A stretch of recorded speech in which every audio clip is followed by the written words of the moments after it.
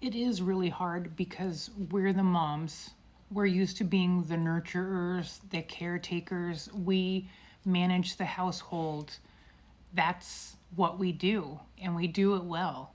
And having to let go of the reins and let them step up and help is really, really hard.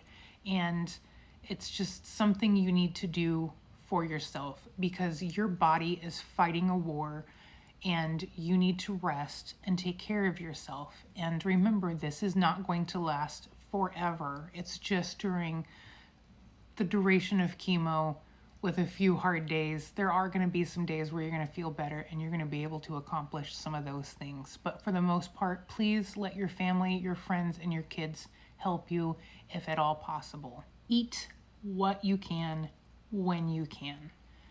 That came from my nurse, Donna, my very first nurse, who has been doing this for years. And in her words, she said, if it's a donut, then eat the damn donut. Hell, have a donut breakfast, lunch, and dinner.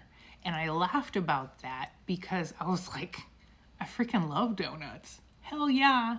But the thing is, a lot of people end up experiencing nausea or lack of appetite, or your taste buds just change and things that you liked are no longer good, or things taste extra salty or too sweet. So the things that you've previously enjoyed may not be your favorites. She also told me to avoid my favorite foods until, this kind of plateaued and I knew what my taste buds were going to do so that I didn't ruin my favorite foods. Thankfully, I got through it with no nausea.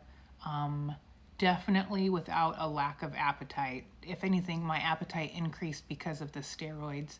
And I experienced some upset stomach and heartburn. And I figured out for me, I just needed to eat smaller meals more frequently, which was difficult because I'm not a snacker. And so I had to learn to listen to my body. Some people also experience like a metallic taste in their mouth. So a friend and my nurse have both recommended if that happens, avoid metal. Don't use like a stainless steel water bottle. Don't drink from a can. Don't use metal silverware. Switch to plastic. Listen to your body. And if anything feels off, don't just assume it's normal and it's a side effect. Always speak up. Advocate for yourself. Let your doctors and nurses know. Donna, my first nurse, she not only gave me the number to the cancer center, but she gave me the number to the nurses line. And then she also gave me the after hours number. And there's always somebody on call. And that way, if anything felt weird or I had a question or I thought it was urgent, I could always call and reach somebody. As I've gone through this journey, I've heard too many stories of people thinking it was a normal side effect to feel as bad as they did, and it turned out it wasn't.